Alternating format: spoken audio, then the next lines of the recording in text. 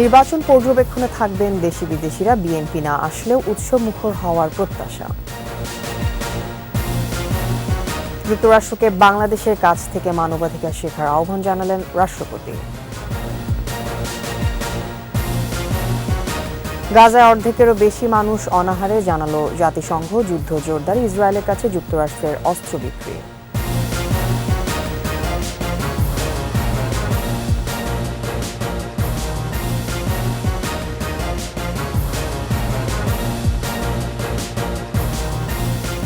শুনছিলেন first security ইসলামী bank limited সংবাদ শিরোনাম। আমন্ত্রণ জানাচ্ছি দুপুর 2টার 21 সংবাদে। আপনাদের সাথে থাকছে আমি তাসনিম আফিফা। দর্শক, 21 টেলিভিশনের সংবাদ একই সাথে সরাসরি দেখতে পাবেন আমাদের ফেসবুক পেজ www.facebook.com/2124online-এ। দ্বাদশ জাতীয় সংসদ নির্বাচনে পর্যবেক্ষণে মাঠে থাকবে দেশি বিদেশি পর্যবেক্ষক দল। 34 দেশের কমিশনকে আমন্ত্রণ জানিয়েছে ইসি। আর দেশের 96টি সংস্থার পাশাপাশি বিভিন্ন আন্তর্জাতিক পর্যবেক্ষকের দৃষ্টি থাকবে 7 জানুয়ারির ভোটে। বিএনপি না আসলেও 30টি রাজনৈতিক দল ও স্বতন্ত্র প্রার্থীদের অংশগ্রহণে এবারে নির্বাচন উৎসবমুখর ও অর্থবহ হবে বলেই মনে করছেন রাজনৈতিক বিশ্লেষকরা। মানিক শিকদারের বিশেষ রিপোর্ট। দ্বাদশ সংসদ নির্বাচন অবাধ ও সুষ্ঠু করতে নানামুখী পদক্ষেপ নিয়েছে কমিশন।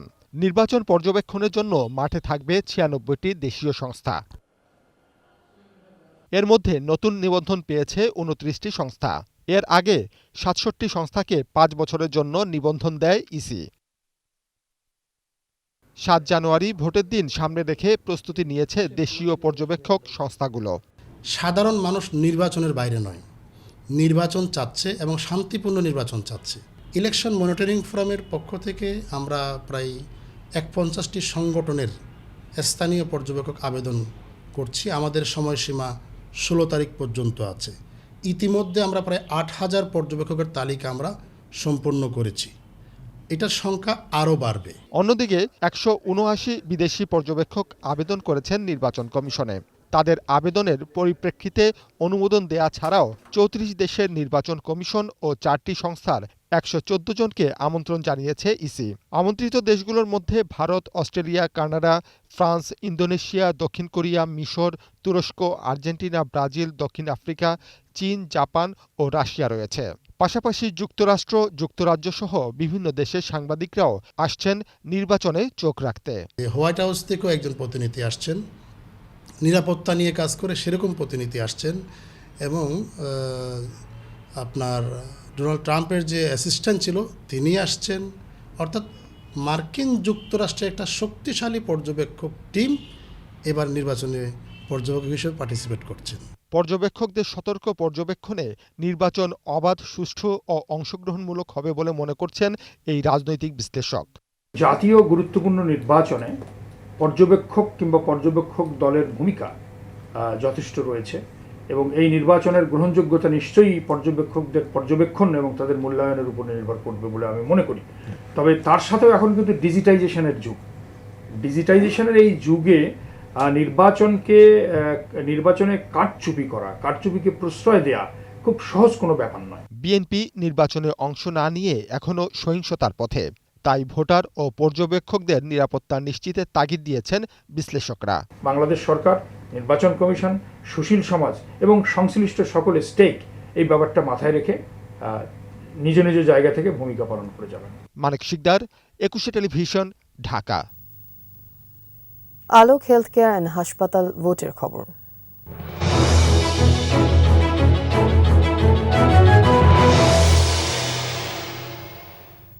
জমেছে নরসিংদীর নির্বাচনী মাঠ। এবার শুধুমাত্র নরসিংদী 3 আসনে প্রার্থী বদলেছে আওয়ামী লীগ। জহিরুল হক ভূঁইয়া মোহনের পরিবর্তে মনোনয়ন পেয়েছেন প্রয়াত এমপি রবিউল আউয়াল কিরণের ছেলে ফজলে রাব্বি খান। নরসিংদী 1 আসনে নৌকার প্রার্থীকে চ্যালেঞ্জ জানাতে ভোটের মাঠে নেমেছেন সাবেক মেয়র কামরুজ্জামান কামরুল। নির্বাচনী মাঠে বিএনপির অনুপস্থিতিতে সরকারের উন্নয়ন তুলে ধরে সবগুলো আসনই ধরে রাখতে চায় দলটি। নরসিংদী প্রতিনিধি মাখন দাসের পাঠানো রিপোর্ট জানাচ্ছেন মানিক শিকদার।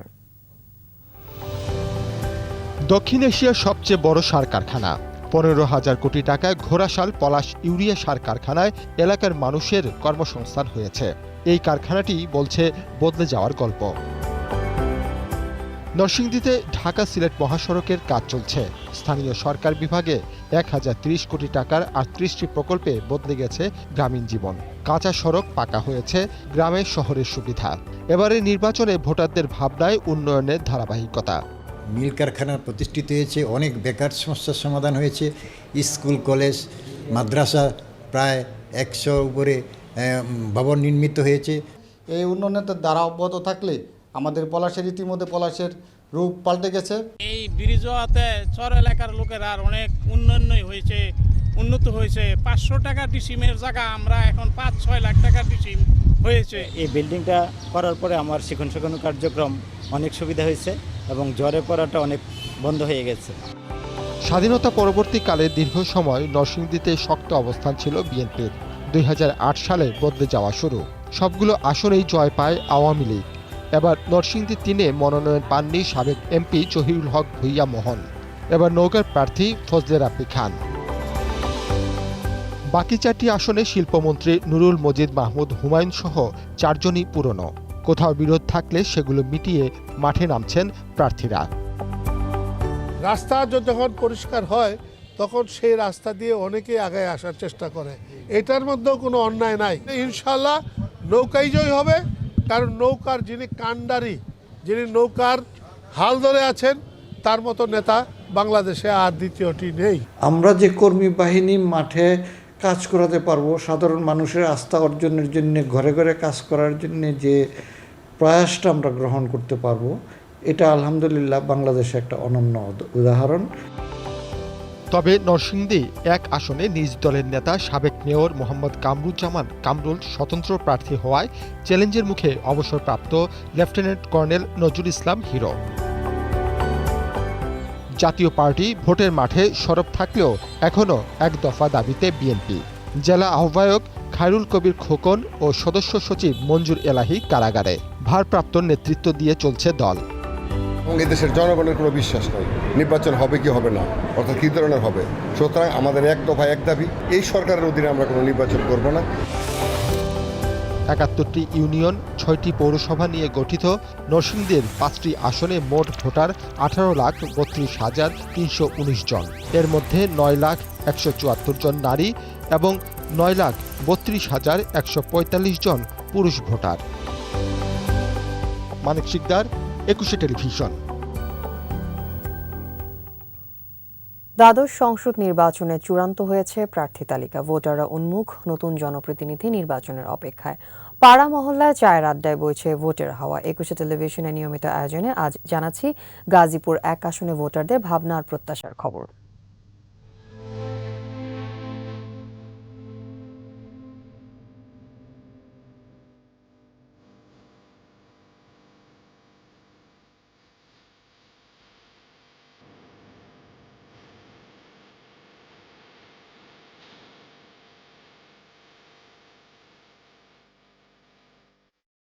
কাকে ভোট দিবেন, কাকে দিবেন না, বা দিলে কেন দিবেন, একটু জানতে চাই আপনার কাছে মতামত। বিএনপি ক্ষমতায় ছিল, এই গাজীপুরে কালিয়াকৈর দুর্নীতিবাজ ছিল, এখানে অনেক চাঁদাবাজি করত, রাহাজানি করত।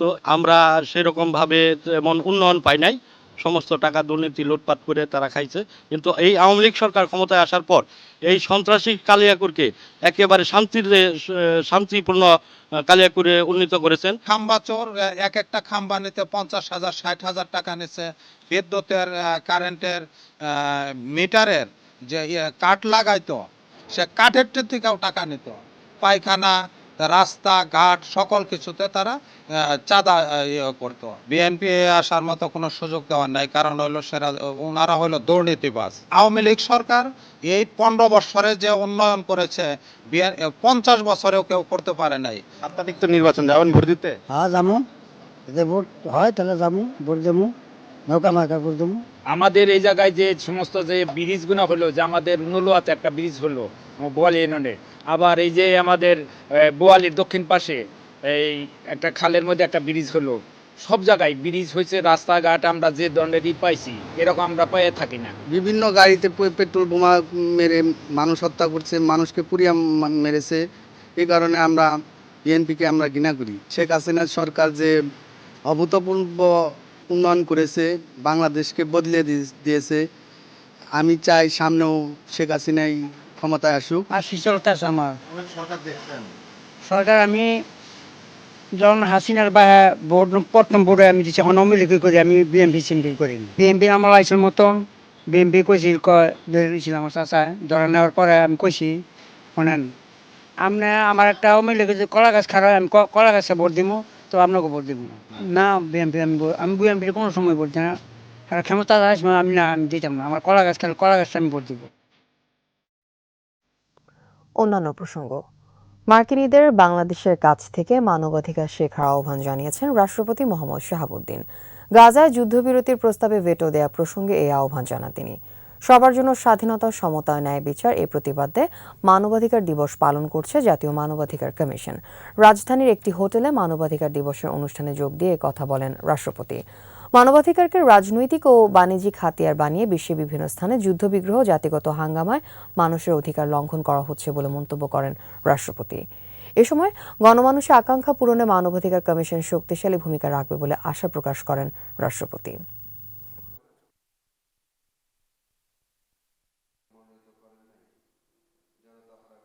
ইসরায়েলের বর্বরোচিত হামলায় হাজার হাজার মানুষকে হত্যা করা হচ্ছে নির্দ্বিধায়, নিঃসংকোচে। লক্ষ লক্ষ মানুষের মানবাধিকার লঙ্ঘিত হচ্ছে। একবিংশ শতাব্দীতে দাঁড়িয়ে আমরা নীরব দর্শকের ভূমিকা পালন করছি। অনেক দেশ ও সংস্থা মানবাধিকারের নামে দ্বিচারিতায় লিপ্ত হচ্ছে। ইসরায়েল হামাসের মধ্যে চলমান সংঘাতের জেরে গাজায় অর্ধেকেরও বেশি মানুষ অনাহারে ভুগছে বলে সতর্ক করেছে জাতিসংঘ। এই অবস্থায় মানবিক যুদ্ধবিরতির দাবি জোরালো হলেও হামলা অব্যাহত রাখার ঘোষণা দিয়েছে ইসরায়েল। আর এই হামলায় সহায়তা করতে মার্কিন কংগ্রেসকে পাশ কাটিয়ে ইসরায়েলের কাছে 14,000 ট্যাঙ্কের গোলা বিক্রি করছে বাইডেন প্রশাসন। রিপোর্ট দুলি মল্লিকের। গাজায় জাতিসংঘের ত্রাণ বিতরণ কেন্দ্রের সামনে হাজারো ক্ষুধার্ত মানুষের ভিড়। শূন্য সব দোকান। গেল 2 মাস ধরে চলমান যুদ্ধে বিধ্বস্ত কিংবা বন্ধ হয়ে গেছে অধিকাংশ খাবারের দোকান। শরণার্থী শিবিরেও চলছে খাবারের জন্য লড়াই। গাজায় খাবার ও বিশুদ্ধ পানির জন্য ফিলিস্তিনিদের এমন আকুতি স্পষ্ট করে পরিস্থিতি কতটা বিপর্যস্ত। সম্প্রতি গাজা পরিদর্শন শেষে বিশ্ব খাদ্য কর্মসূচির উপপরিচালক কার্ল স্কাউ বলেন, একটিমাত্র সীমান্ত দিয়ে সীমিত ত্রাণ ঢুকছে গাজায়। এখানকার প্রতি 10 জনের মধ্যে 9 জনেরই প্রতিদিন খাবার জুটছে না। এ অবস্থায় বিভিন্ন মানবাধিকার সংস্থা যুদ্ধবিরতির জোরালো দাবি জানালেও ইসরায়েল বলছে আরও অন্তত 2 মাস বিরতিহীনভাবে চলবে হামলা অভিযান। এমন পরিস্থিতিতে নিরাপত্তা পরিষদে যুদ্ধবিরতির প্রস্তাবে ভেটো দেওয়ার পর এবার বিশেষ ক্ষমতা প্রয়োগ করে ইসরায়েলের কাছে অস্ত্র বিক্রি করছে যুক্তরাষ্ট্র। পেন্টাগন জানায়, কংগ্রেসকে এড়িয়ে দ্রুততম সময়ে ইসরায়েলের কাছে 14,000 ট্যাঙ্কের গোলা বিক্রির জন্য আর্মস এক্সপোর্ট কন্ট্রোল অ্যাক্টের জরুরি ক্ষমতা প্রয়োগ করেছেন পররাষ্ট্রমন্ত্রী অ্যান্টনি ব্লিংকেন। এদিকে খোদ ইসরায়েলি সংবাদ মাধ্যমের বিশ্লেষণধর্মী প্রতিবেদনে বলা হয়, হামাস নয়, ইসরায়েলি হামলার শিকার হচ্ছে সাধারণ ফিলিস্তিনিরা। নিহতদের মধ্যে 61% বিমান হামলার শিকার। 20 শতাব্দীতে পুরো বিশ্বের সব সংঘাতে গড়ে নিহতের তুলনায় গাজায় 2 মাসে হতাহতের সংখ্যা অনেক বেশি বলেও উল্লেখ করা হয়। দুলি মল্লিক, 21 টেলিভিশন। সংবাদে নিচ্ছি বিরতির পর যা থাকবে। উত্তরাঞ্চল সহ বিভিন্ন স্থানে জেঁকে বসেছে শীত, ঘন কুয়াশা, জনজীবন বিপর্যস্ত।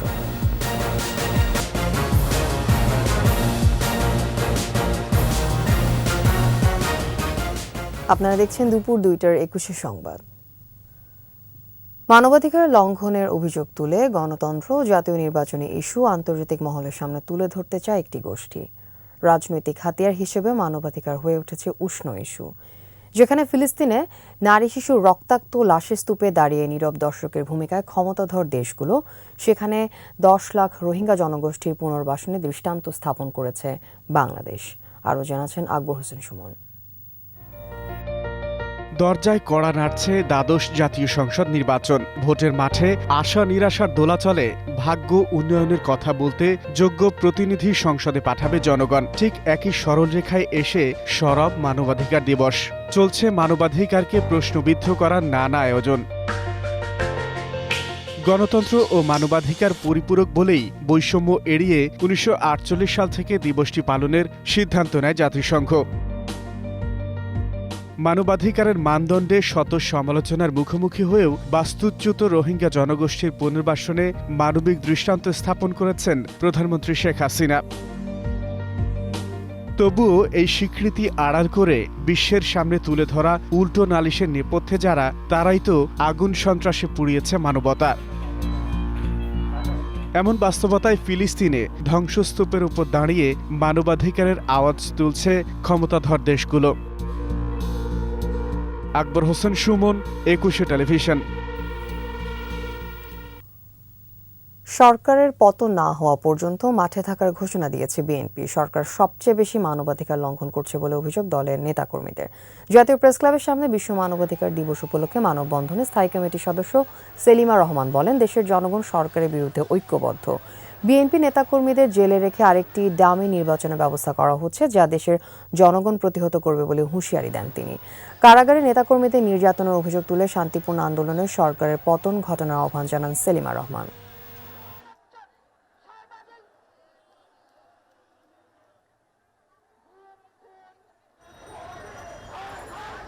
মানবাধিকার লঙ্ঘনে বাংলাদেশ 1 নম্বর। আপনারা দেখেছেন কিভাবে গত 15 বছর যাবৎ আমাদের গুম, খুন, বিচার বহির্ভূত হত্যা করে আমাদের নেতাকর্মীকে গ্রেফতার করে 20,000 আমাদের গ্রেফতার করেছে আমাদের নেতাকর্মীকে। ক্যালেন্ডারের পাতায় পৌষ আসার আগে উত্তরাঞ্চল সহ সারা দেশে জেঁকে বসতে শুরু করেছে শীত। সাথে ঘন কুয়াশায় বিপাকে খেটে খাওয়া মানুষ। কুয়াশার কারণে ব্যাহত হচ্ছে ফেরি চলাচল। দেশের সর্বনিম্ন তাপমাত্রা পঞ্চগড়ে তেঁতুলিয়ায় 13.5 ডিগ্রি সেলসিয়াস। প্রতিনিধিদের তথ্যচিত্র, রিপোর্ট সমর ইসলামের। কুয়াশার চাদরে মোড়ানো এই দৃশ্য দেশের সর্ব উত্তরের জেলা পঞ্চগড়ের। অনেক বেলা করেও মিলছে না সূর্যের দেখা। দিনের বেলায়ও হেডলাইট চালিয়ে চলছে যানবাহন। রাতে বৃষ্টির মতো কুয়াশা পড়ে ঠাকুরগাঁও ও রংপুরে। কনকনে শীতে বিপর্যস্ত জনজীবন।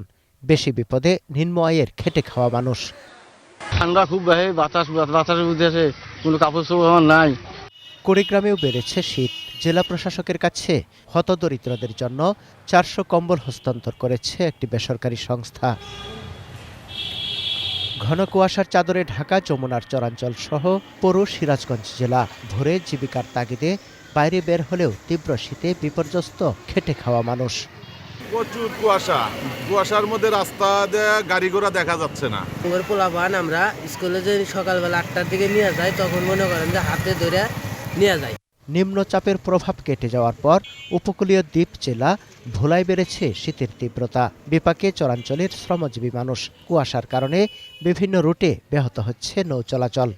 ঝড় বৃষ্টির পরে ঘন কুয়াশায় লস আটকে গেছে। শীত বেশি লাগে, গাড়ি চালাইতে অসুবিধা হয়, এই লাইট জ্বালে চালাইতে। এদিকে কুয়াশার কারণে দৌলতদিয়া পাটুরিয়া ঘাটে শনিবার মধ্যরাত থেকে রোববার সকাল 10টা পর্যন্ত বন্ধ থাকে ফেরি চলাচল। এ সময় যাত্রী ও যানবাহন নিয়ে দিক হারিয়ে মাঝ পদ্মায় আটকা পড়ে 4টি ফেরি। সমর ইসলাম, একুশে টেলিভিশন। শেষ করছি দুপুর 2টার 21 সংবাদ। যাবার আগে ফার্স্ট সিকিউরিটি ইসলামী ব্যাংক লিমিটেড সংবাদ শিরোনামগুলো আরও একবার। নির্বাচন পর্যবেক্ষণে থাকবেন দেশি বিদেশিরা। বিএনপি না আসলেও উৎসবমুখর হওয়ার প্রত্যাশা। যুক্তরাষ্ট্রকে বাংলাদেশের কাছ থেকে মানবাধিকার শেখার আহ্বান জানালেন রাষ্ট্রপতি। গাজায় অর্ধেকেরও বেশি মানুষ অনাহারে, জানালো জাতিসংঘ। যুদ্ধ জোরদার, ইসরায়েলের কাছে যুক্তরাষ্ট্রের অস্ত্র বিক্রি।